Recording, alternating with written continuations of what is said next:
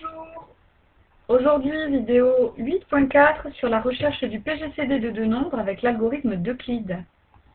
Alors, je vous rappelle une définition que vous avez déjà utilisée de nombreuses fois au collège. C'est la division euclidienne. Si petit a et petit b sont deux nombres entiers, alors effectuer la division euclidienne de a par b, c'est trouver deux entiers q et r, tels que r est plus petit que b, et a égale b est multiplié par q plus r. Q est alors le quotient et r le reste. Alors, vous allez y voir sûrement clairement avec un exemple. Donc, voici un exemple, la division de 38 par 9, division euclidienne de 38 par 9. Alors, je vais poser cette division et vous allez très vite comprendre l'égalité avec le quotient et le reste. Ici, 38 est mon dividende, 9 est mon diviseur. Je peux mettre 4 fois le nombre 9 dans 38, ce qui me donne 36. Et lorsque j'effectue la soustraction, il me reste 2. Si j'avais voulu continuer cette division, j'aurais ajouté un 0 à côté du 2 et placé une virgule à côté du 4. Et j'aurais pu faire une division décimale. Mais la division euclidienne est une division entière, donc on s'arrête au reste. Ainsi, je peux écrire que 38 est égal à 9 fois 4, plus le reste, qui est 2. 9 fois 4 plus 2 est bien égal à 38. Voilà, cette égalité va être importante pour comprendre l'algorithme d'Euclide. Alors, voici la propriété qui va nous permettre de déterminer cet algorithme, cette méthode de recherche de PGCD.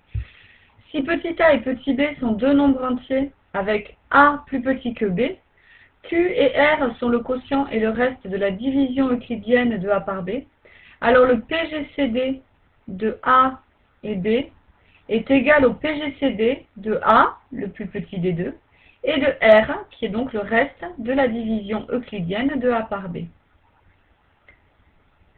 Ainsi, en effectuant des divisions euclidiennes successives, nous allons déterminer de façon très rapide le PGCD de deux nombres. Donc sur un exemple, nous devons ici déterminer le PGCD de 312 avec 22 avec l'algorithme d'Euclide. Donc pour ceci, nous commençons par effectuer la division euclidienne de ces deux nombres, 312 par 22. Alors, je vous pose cette division ici, mais je ne l'ai pas effectuée pour les autres divisions euclidiennes. Je vous expliquerai bien en détail pourquoi. Donc 312 divisé par 22. Alors, ce 22, je peux le mettre 14 fois. En fait, je peux commencer par le mettre une fois en m'arrêtant à 31. Souvenez-vous de cette petite technique. Une fois 22, ça fait bien 22. Excusez-moi. Voilà, j'ai mon crayon qui ne marche pas. Hop. 22. 31 moins 22, c'est égal à 9. Je peux maintenant abaisser le 2. J'ai donc ici 92. 22, combien de fois rentre-t-il dans 92? Il rentre 4 fois. 4 fois 22, ça fait 88. Et lorsque j'enlève, excusez-moi, j'ai oublié les signes de soustraction. Lorsque j'enlève 88 à 92, je trouve 4. Et le reste ici est bien plus petit que le diviseur. Je peux donc arrêter là ma division euclidienne. Ainsi, je peux écrire que 312 est égal à 22 fois 14 plus 4. C'est ce nombre-là qui m'intéresse, puisque d'après la propriété, le PGCD recherché, qui est le PGCD de 312 avec 22, va donc être le même que le PGCD de 22, le plus petit de ces deux nombres, avec 4, le reste de la division euclidienne de 312 par 22. Et je continue. 22 est égal à 4 fois 5 plus 2. Je peux effectuer, je peux poser cette division et j'obtiens cette égalité, avec ici 5 qui est le quotient et 2 qui est le reste. D'après la propriété, le PGCD de 22 et de 4 est le même que le PGCD de 4 et de 2.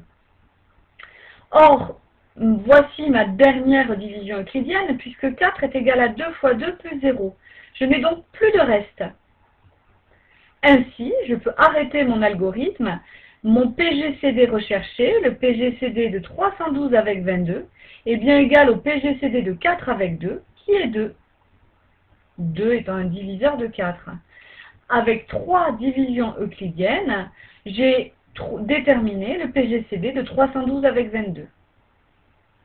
Alors, pour vous rassurer, vous n'aurez pas à poser toutes les divisions euclidiennes.